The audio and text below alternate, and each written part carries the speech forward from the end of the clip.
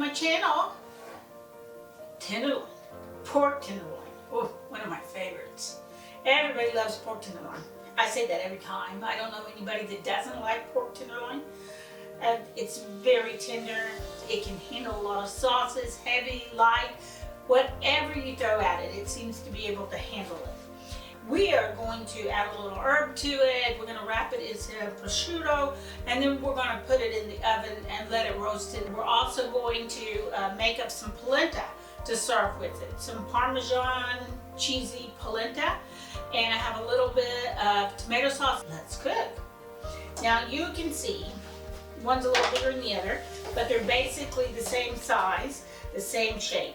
And they kind of go into a bin. Some people like to turn them under and tie them like that so they're all the same, and you can do that, or you just cut it off to where you think it's all even. But the big thing I want to take off is I want to take off this little piece of silver skin that's on here. And most tenderloins will have this on here, so you just run your knife under there until you get through it and cut your little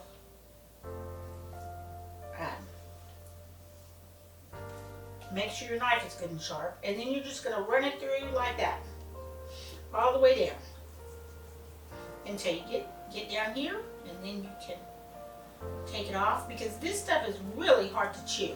It's very hard to chew. And so then it brings it back to that. There's a little piece right there, and that can come off. And if you have a fillet knife or a bony knife, you can do that as well. Use that, and that's all you have to do. That's all I'm going to do. And the rest of the little bit of fat I'm going to leave on, because this tenderloin is traditionally very lean, and since it's pork, it's very lean.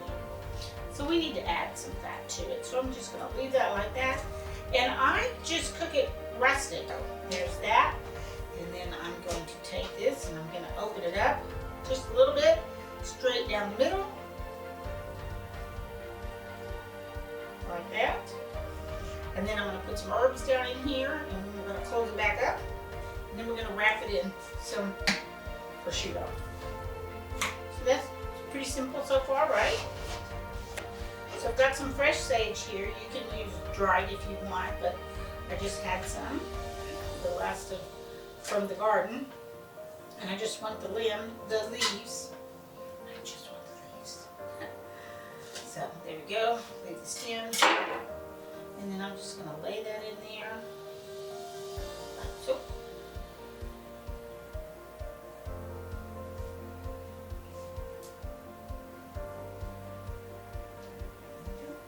you can add some Italian seasoning.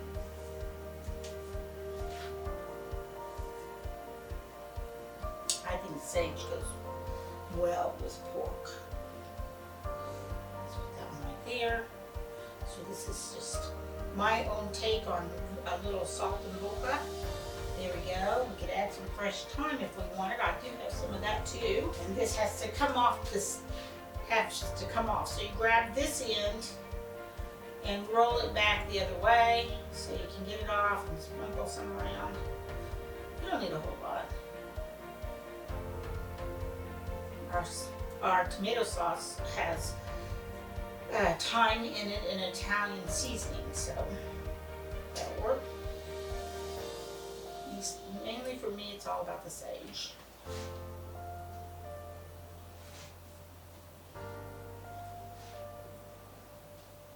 And we're going to salt and pepper these, then we'll start wrapping.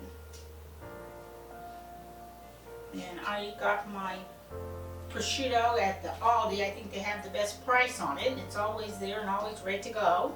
But look in your deli section if you don't see it with the lunch meat. It may be over in the specialty. Okay.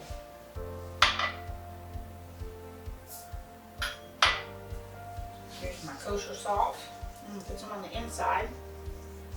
And you could do this the day before, wrap it in saran wrap, put it in the refrigerator. You could add mustard to it too if you wanted to. I'm not going to. Run it with some mustard. You could put the bacon or prosciutto on the inside if you wanted. And I think we'll go with the white pepper today. I'm making this up as I go along. Then all I'm gonna do is close it back up. This over here, put this one over here, and get out my prosciutto, and it's very thin and lightly smoked.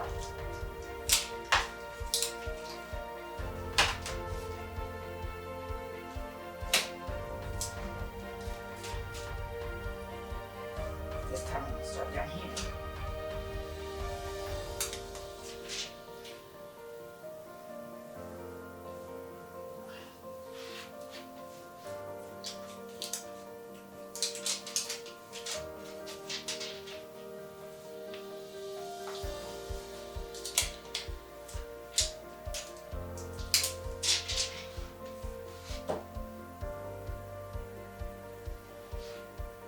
I guess you could call this Saltimbocca. We have the salt and we have the bocca. My sister is wanting roulagens, which is a German dish, so we may have to do that. But it's a rolled roche, something like this, but it's more medallions, I guess. I don't know. Anyway, we'll look at it. We'll look at that down there. Okay, there we go. I'm going to take my split side and it's going to go down this way. And I'm going to bring my prosciutto up to the side. It's going to stick. There we go. Get that little piece. Get all the little pieces. All the stick pieces. And this is my little pointy end. This one. Yep. Now we're just going to roll it over and keep rolling. And they just happen to be just the right size. Did you notice that? Now, fold this one under. It's ready to go. I'm going to tap this one down. Stick on it this way. There we go. My favorite part is that crusty end. So those are ready to go into the pan and go into the oven. I'll see you back in about 30 minutes. So we're going to start on our polenta, and polenta is corn. It's almost like grits to me, and it can be very firm or it can be very soft. I like mine to be very soft, and I like to cook mine in a savory mode. I never eat sweet polenta. I don't know of anybody that does. It might be something interesting. And our tenderloins are still in the oven and we're good to go. So I hope you can hear me over the hum of the oven. Anyway, this is 4 cups of chicken stock here. The polenta that I use, it's coarse, it's not fine polenta. And I have 3/4 of a cup here.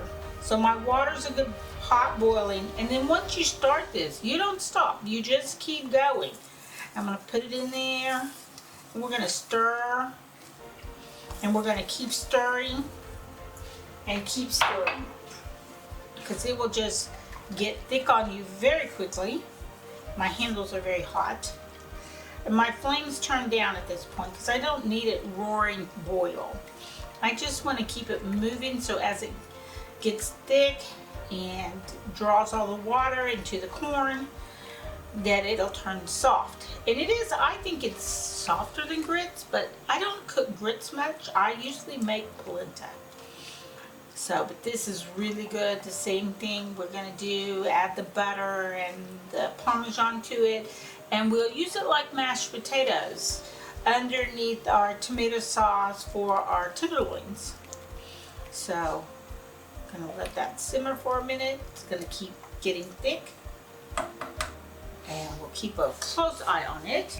Oops, there's our tenderloins. We'll get to see how they look. Oh, they're getting really crispy. I probably ought to temp them.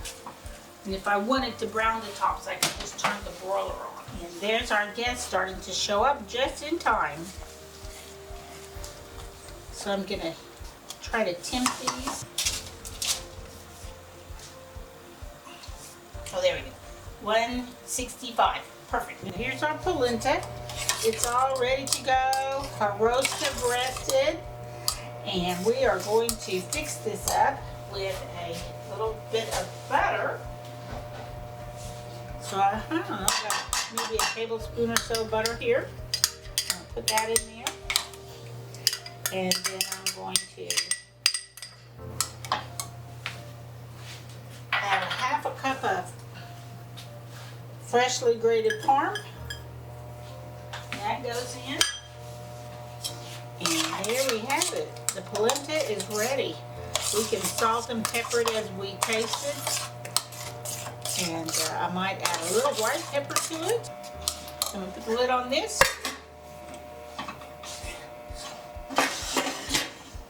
I'm going to take one of these roasts over and I'm going to slice it up. And then we will plate it and take some pictures. Here's our pork tenderloin and we're ready to slice into it and see how it looks. And then we've got our polenta here with our tomato sauce on it. You can see how it looks when we open it up and slice it straight down. And then there we are. Oh yeah, that looks really pretty. You can see a little bit of the sage in there. And then I'm just going to cut a little piece off about right there. Maybe about a 1-inch piece. And then we're going to put this right in the center of our tomato and polenta. And look how pretty that is. Oh my gosh. So we've got a green salad and some crusty bread to go with it.